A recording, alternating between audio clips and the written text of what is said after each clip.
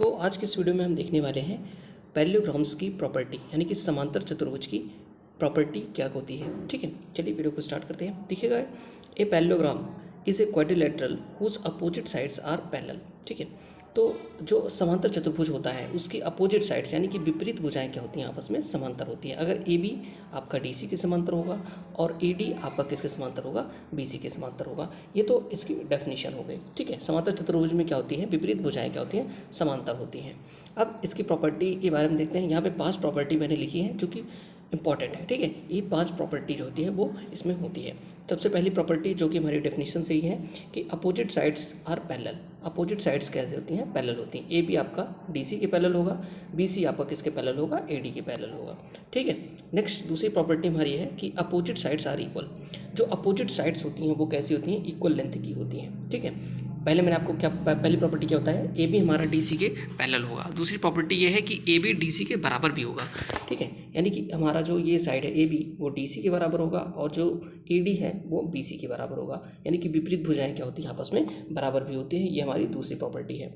Next चलते हैं, तीसरी प्रॉपर्टी है अपोजिट एंगल्स आर इक्वल। जो अपोजिट एंगल होते हैं वो इक्वल होते हैं। अपोजिट एंगल कैसे, देखिए यहाँ पे अपोजिट एंगल का मतलब होता है विपरीत कोण। जैसे कोण ए आपका अपोजिट है किसके, एंगल सी के।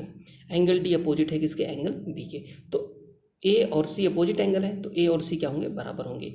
डी और बी अपोजिट एंगल है तो डी और बी क्या होंगे, बराबर होंगे। जितनी डिग्री का ये होगा उतनी डिग्री का ये होगा। ठीक है, ये क्लियर हुआ कि अपोजिट एंगल भी हमारे क्या होते हैं, इक्वल होते हैं। अपोजिट साइड्स पैरेलल होती हैं, अपोजिट साइड्स इक्वल होती हैं और अपोजिट एंगल इक्वल होते हैं। ठीक है, 3 यहाँ पे प्रॉपर्टी मैंने बता दी। चौथी प्रॉपर्टी है कि जो sum of adjacent angles are 180 degree. ठीक है, तो एडजेसेंट एंगल क्या होते हैं, आसन्न कोण क्या होते हैं, वो पहले समझ लेते हैं। आसन्न कोण का मतलब होता है एक दूसरे से लगे हुए। जैसे डी का एडजेसेंट क्या है, ए है। डी का एडजेसेंट क्या है, सी है। ठीक है, बी का एडजेसेंट क्या है, ए है। बी का एडजेसेंट क्या है, सी।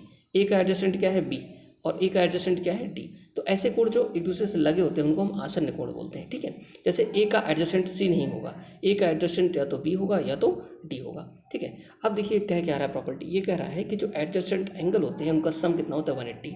यानी कि एंगल ए और एंगल डी का जो सम होगा वो कितना होगा, 180, यानी कि सप्लीमेंट्री होगा। ठीक है, एंगल ए और एंगल बी का जो सम होगा वो कितना होगा, वो भी 180 डिग्री होगा। ठीक, एंगल डी और एंगल सी का सम कितना होगा, 180 डिग्री होगा। एंगल सी और एंगल बी का सम कितना होगा, 180 डिग्री होगा। ठीक है, आपको समझ में आया, जो एडजेसेंट एंगल होते हैं उनका सम कितना होता है, 180 डिग्री होता है। ठीक, नेक्स्ट और लास्ट प्रॉपर्टी जो हमारी है कि जो डायगोनल्स होते हैं, विकर्ण होते हैं, वो बाइसेक्ट्स करते हैं ईच अदर। ठीक है, तो यहाँ पे अगर हम देखें, अगर हम डायगोनल्स को देखें तो डायगोनल्स क्या होते हैं, जो हमारे वर्टेक्स होते हैं। अगर हम मान लेते हैं ए को सी से मिलाने वाला, यहाँ पे देखें अगर हम, ठीक है, ये जो ए से सी को मिलाने वाली लाइन है और ये जो डी से बी को मिलाने वाली लाइन है, इसको हम क्या बोलते हैं, डायगोनल बोलते हैं। तो कितने डायगोनल हैं टोटल, 2 डायगोनल है। और ये किस पॉइंट पर, मान लेते हैं ओ पॉइंट पर एक कट कर रहे हैं, तो ये क्या होते हैं, इक्वली डिवाइड हो जाते हैं। यानी कि जो ए से ओ तक की डिस्टेंस होगी वही ओ से सी तक की लेंथ होगी। ठीक है, ओ से बी तक की जो लेंथ होगी वही ओ से डी तक की लेंथ होगी। ठीक है, समझ में आया। तो यही कहने का मतलब होता है कि जो पैरेललोग्राम होते हैं उसके डायगोनल क्या करते हैं, बाइसेक्ट करते हैं दूसरे को, यानी कि समान रूप से विभाजित करते हैं।